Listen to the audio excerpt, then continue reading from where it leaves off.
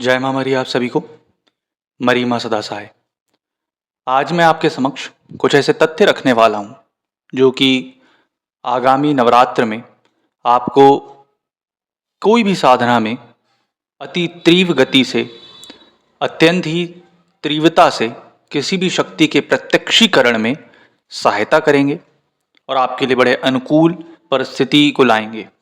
तो तथ्य को ध्यान से सुनिएगा, वीडियो के अंत तक बने रहिएगा। इसमें आपको पता चलेगा कि आपको नवरात्र में क्या करना चाहिए अथवा क्या नहीं करना चाहिए। सबसे पहले तो आप ये जानिए कि आप अगर तामसिक साधना कर रहे हैं या सात्विक साधना कर रहे हैं, कोई भी साधना आप कर रहे हैं नवरात्रि के इन 9 दिनों में, चाहे वो शारदीय नवरात्र हो, चाहे वो चैत्र नवरात्र हो, तो सबसे पहले आपको कलश स्थापित करना ही करना है। आप कलश स्थापित का मुहूर्त नेट पर देख सकते हैं अथवा किसी ब्राह्मण द्वारा जानकारी ले सकते हैं। आपको कलश स्थापना की विधि क्या करनी है ये भी ध्यान से समझ लीजिए। एक तांबे का लोटा साफ सुथरा होना चाहिए, साफ सुथरा होना चाहिए।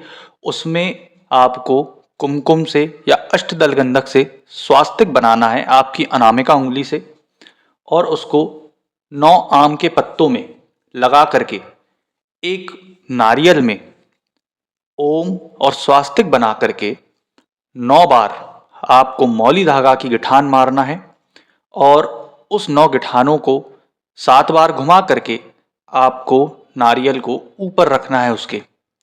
दूसरी चीज़, आपको प्रतिबद्धता से नियम यह करना है कि आप सुबह जितना जल्दी उठ करके हो सके पूजा पाठ करके फुर्सत हो जाए। हो सके तो भोर में उठें और दिन उगने के पहले माता रानी का जल से स्नान, धूप दीप अगरबत्ती हो जाए। अगर आपका साधना काल रात्रि काल का है तो भी आप सुबह ये चीज़ ज़रूर करें। जितना हो सके सात्विकता बरतें। सात्विकता बरतें मतलब ये कि जैसे कई लोग तो इतना तक नियम करते हैं कि चमड़े का बेल्ट नहीं पहनते हैं, चमड़े के पट्टे वाली घड़ी नहीं पहनते हैं, परंतु आप अगर ये कर रहे हैं तो इतनी तो सात्विकता रखें कि आप हाथ और पैरों के नाखून ना काटें, पहली चीज़। दूसरी चीज़, अगर आप मर्द हैं ठीक तो दाढ़ी ना बनवाएं, और अगर औरत हैं, महिला हैं, तो उनकी भी थोड़ी थोड़ी हल्की अपर लिप मतलब मुंह छाती है तो वो ना बनवाएं ठीक। सर के बाल ना कटवाएं ठीक 9 के 9 दिन। उसके बाद कई लोग तो ऐसा तक करते हैं कि चप्पल भी नहीं पहनते, लेकिन अगर आप प्रोफेशनल हैं, कोई कॉरपोरेट सेक्टर में, गवर्नमेंट सेक्टर में, तो आपको तो उसका पालन करना पड़ेगा। 9 के 9 दिन आप इस चीज़ का विशेषकर ध्यान रखें कि जो आपने दीपक लगाया है वो गहरा हो, थोड़ा बड़ा लें ताकि अखंड ज्योत जलती रहे। अगर आप छोटा दीपक लेंगे तो अखंड ज्योत नहीं जल पाएगी, और अखंड ज्योत का तो विशेषकर महत्व होता है देवी आराधना में। तो 9 दिन हो सके तो अखंड ज्योत जरूर जलाएं। मांस, मटन, मीट, शराब, दारू, मदिरा, कच्ची पक्की, इन सब चीज़ से बचें। सिगरेट, तम्बाकू, लौंग, बीड़ी, इन सारी चीज़ों का भी परहेज करें 9 के 9 दिन। उसके बाद आते हैं शयन कैसे करना है।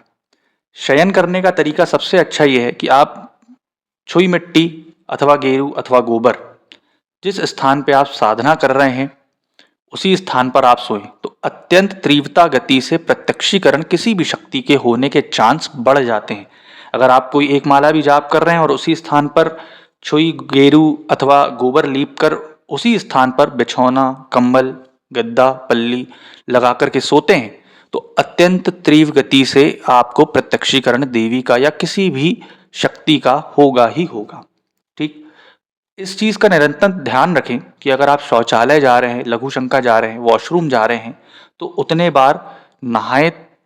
अगर नहा नहीं पा रहे हैं तो आप ये कर सकते हैं कि आप एल्बो तक अपने हाथ को धोएं और घुटनों तक अपने पैरों को धोएं।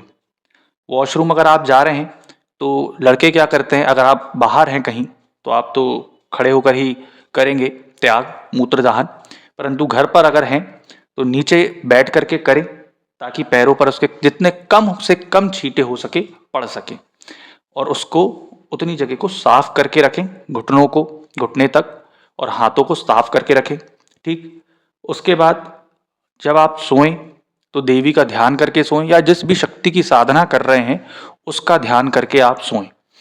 और हो सके तो अपने सर के पास थोड़ा दूरी पर, ऐसा नहीं कि बिल्कुल सिरहाने, सर के पास थोड़ा दूरी पर अगरबत्ती अथवा खुशबू आप जला करके धूप दीप को सोएं, ताकि कोई भी जिस शक्ति की आप साधना कर रहे हैं उसका ध्यान करके सो रहे हैं तो वो आपको सपनों के माध्यम से बताए, कोई भी शक्ति जो आप कर रहे हैं तो वो आपको दिखेगी। क्योंकि देखो, गंदगी के पास कोई नहीं आता, स्वच्छता के पास सब आते हैं, है ना। स्वच्छता अभियान सब चला रहे हैं इसलिए।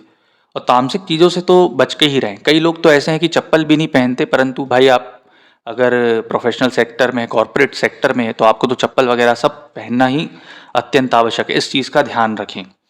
और भी इसमें बहुत सारे नियम होते हैं, जैसे कि नहाने का नियम होता है कि भाई उनके मंत्रोच्चारण करके ही आप उंगली डिप करेंगे, फिर आप नहाएंगे पानी से।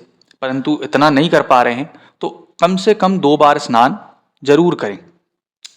तेल, साबुन, ये जो आप यूज़ कर रहे हैं अगर हो सके तो ऑर्गेनिक यूज़ करें, क्योंकि इनऑर्गेनिक जो रहते हैं तो उसमें क्या होता है कि फैट, चर्बी वगैरह मिलाई जाती है जानवरों की, ठीक। और अगर हो सके तो पानी बस से स्नान करें तो ज़्यादा बेटर रहेगा, और दिन भर में 2 बार स्नान करें तो बहुत अच्छा होगा, एक सुबह सुबह और एक संध्या काल में।